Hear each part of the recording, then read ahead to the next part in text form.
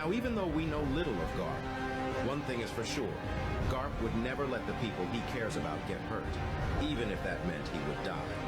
And yes, he did let Ace die, but that is a different story. But yeah, let's continue. Guys, we have Emu's powers all wrong. We all think that Emu has the power of something like nothingness or the devil itself, but this isn't right. Way more evidence shows that Emu has a high chance of having light powers and being the true sun god. Yes, I know it sounds weird because we know Luffy is a sun god too. But it would make sense because if you have watched my video about how Oda connected the dots, you would know that Oda has set up all the endgame characters as celestial bodies in the solar system. So this would be perfect, because Emu wants to rule the world and be the sun, or center of the universe, which would clash with Luffy's being the sun and liberating each kingdom he comes across, making it a battle on whose way of thinking will prevail, just like Doflamingo referenced during Marineford. But just how in the world does Emu have light powers? Well, the only attack we have seen from Emu was launched on Lulusia Kingdom, which had 16 rays of light. And if you don't know, 16 rays of light have been a symbol of the sun for centuries. And people think this was Enel, or the power of Uranus, but that just can't be the case because the attack doesn't look like lightning, but more like Kizaru's light rays. We know just how hard it is to get your hands on an ancient weapon, so Uranus is likely not the case. So this begs the question, how could Emu have sun god powers? Well, this is where Kizaru comes in. Kizaru's light beams look almost identical to Emu's. Also, Kizaru's devil fruit's inferior or superior fruit hasn't been revealed. So this makes you wonder if Emu has the superior light fruit, which probably can utilize all types of light and sun powers. This would make sense too, seeing how the world government seem to be portrayed as the end game villains. So wouldn't it only be right for their leader to have unimaginable power that rivals Luffy's power of imagination? With this theory at its end, I want to hear your thoughts. So leave them in the comments. Peace out. Definitely. Bro is hiding under table Oda. Yeah, but I don't understand what they mean by the superior version of the fruit. Because I understand the artificial fruits, the small fruit that people make, just so we have an extra copy of the devil fruit. But it will be really interesting, yeah. But let's keep going. We're at what? The fifth one? Guys, Oda has been playing us this entire time. Evidence suggests that Aokiji may be a member of Sword, and Garp and Aokiji are trying to deceive the Blackbeard pirates for two reasons. The first reason is the most obvious, which is saving Kobe. But the second one is even more important. That's because with Aokiji defeating Garp, he gains the trust of not just the Titanic captains, but also Blackbeard, which would play a huge role in this final saga. I never thought about it like that. And I know you're asking, what is the evidence to this theory? Well, first, when Aokiji and Garp clash, Oda wrote 3 exclamation points hinting at Garp noticing something. And when the Blackbeard pirates were about to jump Garp, Aokiji quickly tells them not to engage, so no one else can kill or capture Garp. Also, Aokiji's first attack was an attack to freeze Garp in a huge ice cube, hinting at Aokiji trying to get his plan across to Garp, which is that he wants to freeze him, so it looks like he defeated him and is loyal to the Blackbeard pirates. And now, at the end of chapter 1088, we know that Garp is being frozen by Aokiji while laughing, which also supports this even more. Also, at the end of chapter 1087, Garp is lying on the floor, letting Pizarro destroy their ship.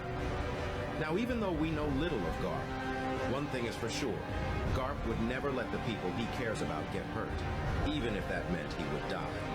And yes, he did let Ace die, but that is a different story. Garp and Luffy are exactly the same and would never even think about lying on the floor while their loved ones are about to get hurt. With all these suspicious things happening, I now think that Aokiji is a member of Sword and is deceiving the Titanic captains. But what are your guys' thoughts?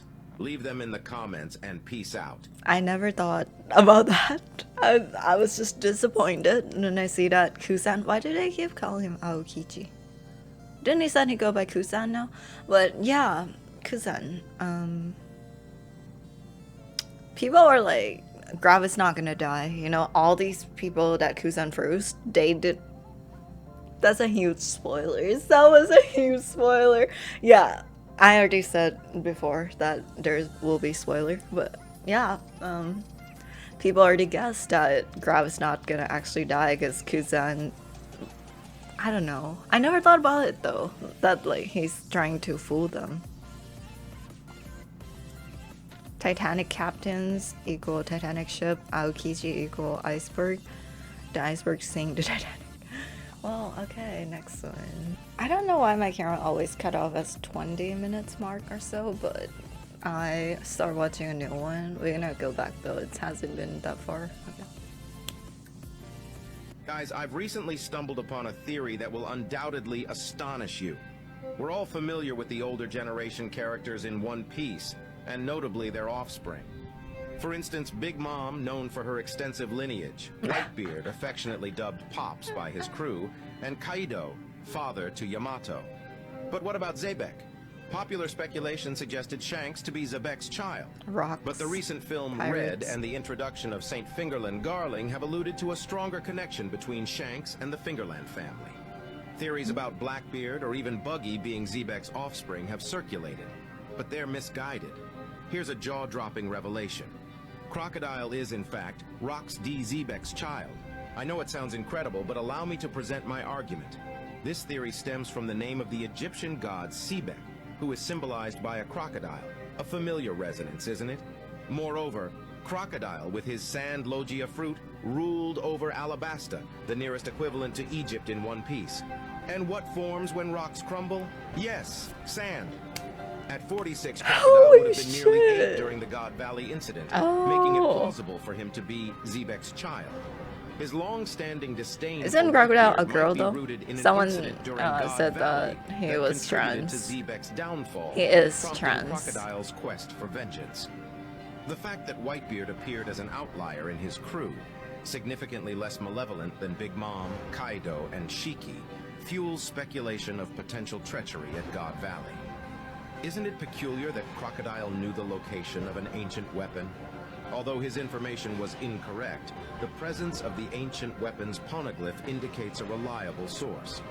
Let's also remember that Ivankov possesses a secret about Crocodile, potentially revealing him as Xebec's son. That. During the Oh, Rainford War, so Crocodile's rage towards Whitebeard after his stabbing, followed by a swift change of allegiance post-Whitebeard's retort, suggests he might have felt a connection with Ace. If Crocodile is indeed Xebec's child, he and Ace share the burden of concealing their identities due to their notorious fathers. Lastly, it's evident that the Rocks pirates functioned more like an organization than a crew, often marred by Yeah. internal conflicts. yeah. This fact is reinforced by Kaido's assertion that pirates inevitably betray each other, and Big Mom's disdainful remark about rocks. Intriguingly, the two crews Crocodile has formed also resemble organizations more than traditional crews. With all these hints pointing towards Crocodile as Rox D. Xebec's son, I'm confident in presenting this captivating theory. I'd love to hear your thoughts on this, so please comment below and remember to like and follow. Peace out. Yo, that is good. That is so good. My friend told me that the secret between Ivankov and Crocodile is that he's trans, and Ivan helped him with that. So that could be a different secret. I don't know. It's such a popular theory. I literally had it in my brain that he was a woman, and then Ivan helped him to become a man. But that makes a lot of sense. I don't remember much about the Rocks Pirates though. I know that they were important players in the back in the day, but this is a good theory, like that comment. Yeah, this is a really good theory. Rocks D Crocodile goes hard. Yeah, it does. It does go hard. Wow. Holy. People are so smart, man. I never thought about all of these. I just, whenever I read One Piece or watch it, right now I've been reading more than watching. Well, I've been rewatching. But, yeah, whenever I consume One Piece content, I'm just like, I like this, I don't like this. Wow, that's amazing. That goes hard. Oh my god, Luffy. I never think deep into the storyline or trying to connect the dots because I know that it will be revealed to me later. This is so exciting. How do people come up with these? Because I know I go crazy whenever something important happens. I'll be like, But wow. Okay, we're almost there. I think we're going through the playlist. I don't even remember. I think we have like 3 or 4 videos left. Theory. The D-Clan wasn't a family, but a crew led by Joy Boy. What if Joy Boy and his crew, the ancient figures from the Void Century, are the ancestors of all the individuals bearing the initial D? The profound connection between Joy Boy and the D-Clan is based on the inheritance of his will and the pursuit of freedom. We know Joy Boy was a renowned figure from the Void Century, dreamed of transforming the world. The poneglyphs, ancient inscriptions scattered across the Grand Line, hold clues to Joy Boy's intentions and his role in history. His ambition for a better world resonated deeply with his loyal crew. Due to the most recent chapter, Emu says that the members of D just go around causing trouble, not even knowing what their name stands for. So I think the will of D was passed down through generations and is believed to be the embodied Joy Boy's legacy. Members of the D clan inherit his indomitable spirit, challenging authority and advocating for a world free from oppression. Though unaware of their ancestry, the D clan shares an innate desire for justice and carries the torch of Joy Boy's dream. The ancient kingdom, led by Joy Boy, posed a formidable threat to the oppressive world government of its time. The conflict between the ancient kingdom and the world government during the Void Century ultimately led to the downfall of Joy Boy and his crew.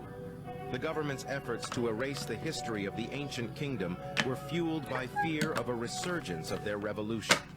Following the ancient kingdom's defeat, Joy Boy's crew and their descendants were scattered across the world. Over time, they established various lineages and adopted different surnames, but the common thread linking them was the initial D. Unaware of their true heritage, D clan members embody the inherited will and fight for freedom and justice. I think Monkey D. Luffy is a direct descendant of Joy Boy's crew. Because of his unwavering determination, charismatic leadership, and ability to rally allies align with the traits of his ancestors. Luffy's pursuit of the One Piece and his challenge against the world government intertwine with his inherited will, potentially fulfilling Joy Boy's long-lost dream. Comment what you think about this. Okay. At first, yeah, that makes more sense. Yeah, that makes more sense than them all being related. I don't know. I don't have anything to add to that. Because, I mean, there's a lot more characters with the D initial as the series progressed. So it would... But, again, it was like 800 years ago, so wouldn't... It would make sense if there's a lot of people with the D initial, but this one made more sense. I feel like, yeah, it's just like a group of people who share the common goals and not from the same family. But yeah, that's good. That's really good. Theory. Shanks is Emu's child. As we know, Shanks has an unusual amount of influence and respect in the world of One Piece. He was able to end the Marineford War by merely showing up, and the Marines, who are technically his enemies, allowed him to bury Whitebeard and Ace. In addition, Shanks was able to secure a meeting with the 5 Elders, a privilege that few have. If Shanks is Emu's son, it could explain why he has such influence and respect, as he may be viewed as royalty within the world government. We know very little about Shanks' past before he joined Roger's crew as an apprentice. This lack of information leaves room for the possibility that he may have a significant heritage, such as being the child of the world's most powerful figure. And Shanks seems to be interested in maintaining a balance of power in the world. He stopped Kaido from interfering in the Marineford War and later ended the war himself. If Shanks is Emu's son, he may be privy to some information about the world's true history and the potential catastrophe that could happen if the balance is disrupted. Comment your thought on this. Holy, we just saw another one on Shanks being Sir Garland or Garlic. Sorry, I don't remember the Moon Dude's son, or yeah, like from that family. I had no idea. Celestial dragon. Yeah, someone in the comments said that he might be a child of a celestial dragon. He is powerful when you point it out like that. He can do a bunch of things that a regular pirates wouldn't be able to. But he is also one of the Yonkos.